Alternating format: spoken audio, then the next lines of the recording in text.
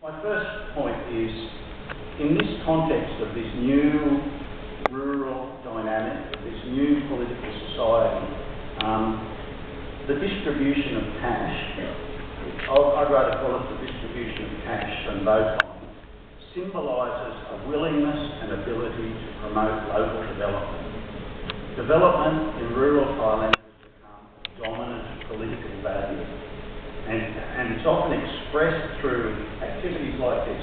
This is what people in Thailand call a project, and this is actually a fertiliser production project. And these projects are everywhere. When I visit rural areas in Thailand, people say to me, "Andrew, have you bought a project?" And projects are local development initiatives that are usually funded by some outside source. And these have become a real core preoccupation of politics, local politics in rural Thailand. And they encapsulate really complex series of negotiations and transactions about private benefit versus public good. Most of these men will be deriving some private benefit from these projects, as well as contributing to a broader public good. In a sense, these projects are what we might call microcosms of corruption in Thailand. This is real grassroots corruption. People get involved in these projects for all sorts of reasons. And my key point here is that politicians have to show that they can participate in this particular moral economy.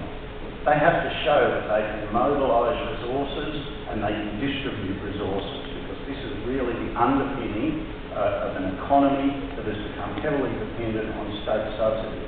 And the distribution of cash before elections is a symbolically powerful way that electoral candidates can do this. So, first point here, in political society, distribution of cash is an important political symbol. Second point, distribution of cash is embedded in local networks of exchange and evaluation. Now, if you read studies of vote buying from all over the world, they often come up against an analytical problem, and that is what they call it the compliance problem. And essentially the compliance problem is, if I give you money to vote for me, how do I know you actually did vote for me? Especially in the context of a secret ballot. Now, there's various technical ways you can solve this compliance problem by getting voters to take a photo of a ballot paper with their mobile phone and things like this, and these things do occur, but they tend to get pretty expensive and cumbersome. And what most analysts end up concluding is that politicians solve this problem by embedding vote buying in personal networks and in local systems of exchange, and they typically do this through local vote brokers. So essentially what these analysts of vote buying are admitting is that what we're talking about here is not really buying at all. It's not really the purchasing of a commodity, but the giving of a gift. And I think if we can start to understand vote buying as the giving of a gift, then that opens the way for us to consider the various systems of evaluation that regulate gift giving. And in this particular political society in rural Thailand, I've described these systems of evaluation as comprising what I call a rural constitution.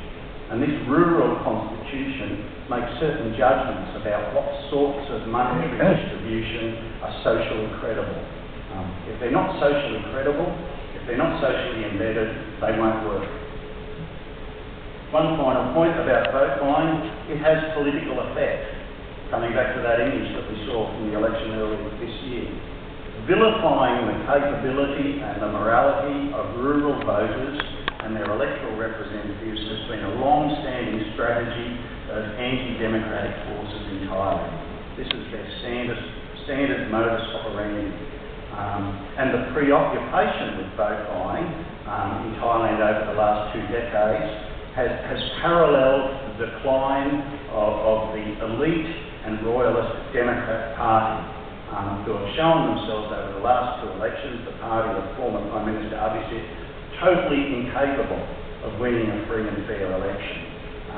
The Democrat and other members of the elite and members of civil society in Thailand simply can't come to grips with the transformations that have taken place in rural Thailand, so they've resorted to a default discourse which is about morality, community and good governance. And in this sense it's a fundamentally undemocratic discourse. So let me finish just by reading a quote from Partha Chatterjee about political society. And he talks about precisely what's been happening in Thailand over the last 10 or 20 years. The complaint is widespread in middle-class circles today that politics has been taken over by mobs and criminals, by the importation of the disorderly, corrupt and irrational practices of unreformed popular culture into the very hallways and chambers of civic life, all because of the calculations of electoral expediency. The noble pursuit of modernity appears to have been seriously compromised because of the compulsions of parliamentary democracy. And these are exactly the complaints we've heard echoed in Thailand, which were used to justify the coup against Prime Minister Thaksin, which has been used to justify military rule, that have linked up with all sorts of royalist and elitist discourses in Thailand. I suppose my message to those in Thailand and to those in other countries who rely on this sort of condemnation of political society is, well, you're just going to have to get used to it. Rural society has fundamentally changed. You'll have a large, electorally significant rural population, and they're going to exercise very significant influence on democratic systems for some time to come.